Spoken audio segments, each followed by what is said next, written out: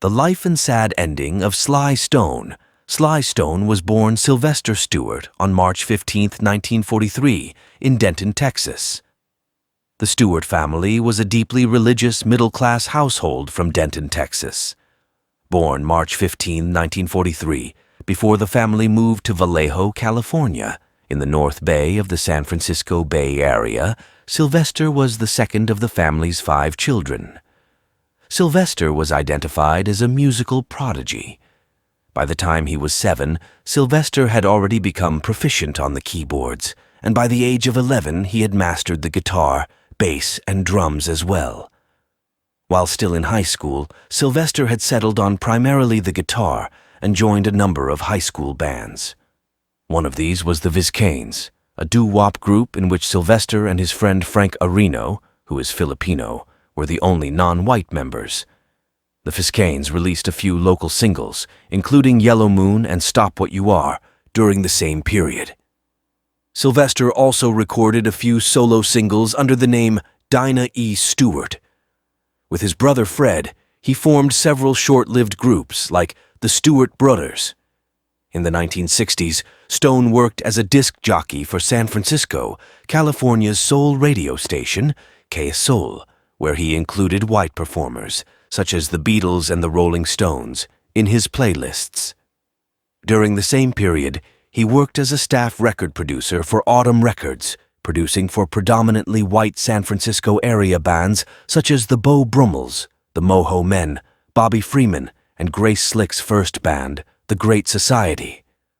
Along with James Brown and Parliament Funkadelic, Sly and the Family Stone were pioneers of the 1960s and early 70s funk. Their fusion of R&B rhythms, infectious melodies, and psychedelia created a new pop-soul-rock hybrid, the impact of which has proven lasting and widespread. After a mildly received debut album, A Whole New Thing, Sly and the Family Stone had their first hit single with Dance to the Music, which was later included on an album of the same name. Although their third album, Life, also suffered from low sales, their fourth album, Stand, became a runaway success, selling over 3 million copies and spawning a #1 hit single, Everyday People. By the summer of 1969, Sly and the Family Stone were one of the biggest names in music, releasing 2 more top 5 singles, Hot Fun in the Summertime and Thank You, Everybody is a Star, before the end of the year and appearing at Woodstock. With the band's newfound fame and success came numerous problems. Relationships within the band were deteriorating. There was friction in particular between the Stone brothers and Larry Graham. Epic requested more marketable output. After moving to the Los Angeles area in fall 1969, Stone and his bandmates became heavy users of illegal drugs, primarily cocaine and PCP, as the members became increasingly focused on drug use and partying. Thank You reached the top of the Billboard Hot 100 in February 1970. The single also peaked at #5 on the R&B chart and remained there for 5 weeks, while also remaining at #1 on the pop chart for 2 weeks in the spring of 1970, before selling over 1 million copies. Having relocated to Los Angeles with his then-girlfriend Deborah King, later Deborah Santana, Stone's behavior became increasingly erratic. Epic was anticipating new material in 1970, but with none forthcoming, finally released a Greatest Hits that November. 1 year later, the band's 5th album, There's a Riot Going On, was released. Stone played most of the parts himself and performed more of the lead vocals than usual. This was the first major label album to feature a drum machine. Live bookings for Sly and the Family Stone had steadily dropped since 1970 because promoters were afraid that Stone or one of the band members might miss the gig, refuse to play, or pass out from drug use. These issues were regular occurrences for the band during the 1970s and had an adverse effect on their ability to demand money for live bookings.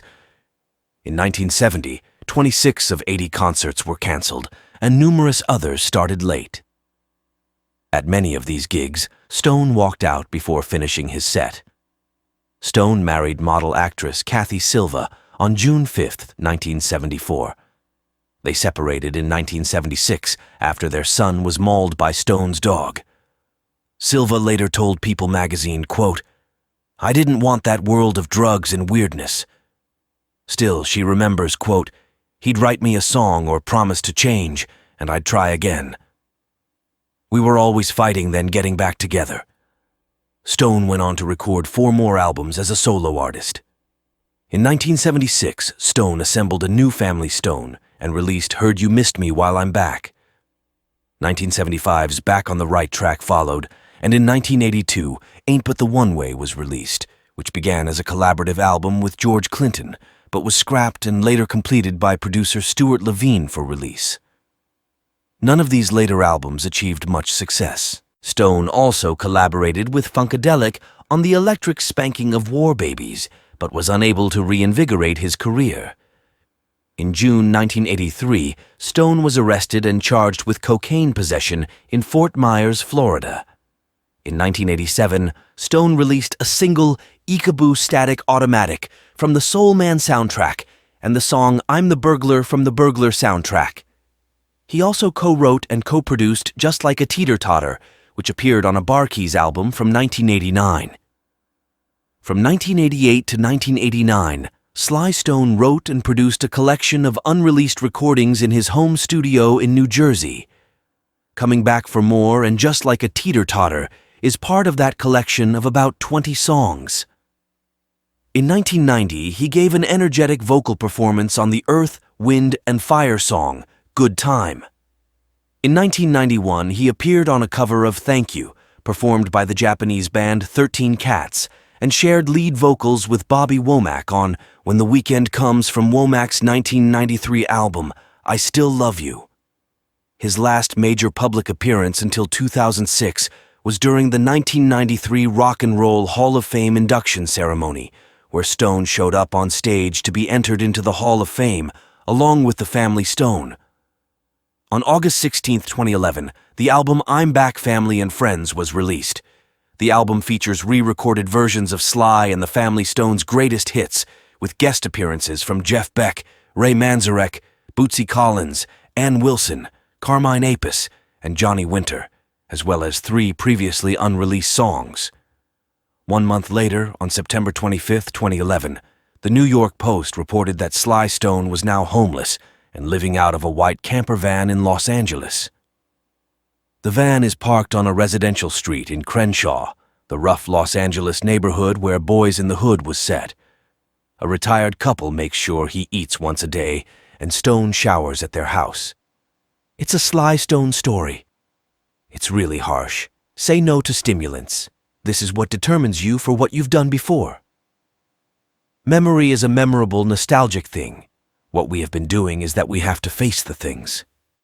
Let's have the most peace of mind. Bring up the bad thoughts to evils. That would be good for the entire community. Sly Stone is 77 years old this year. His health has decreased strongly with addictive substances.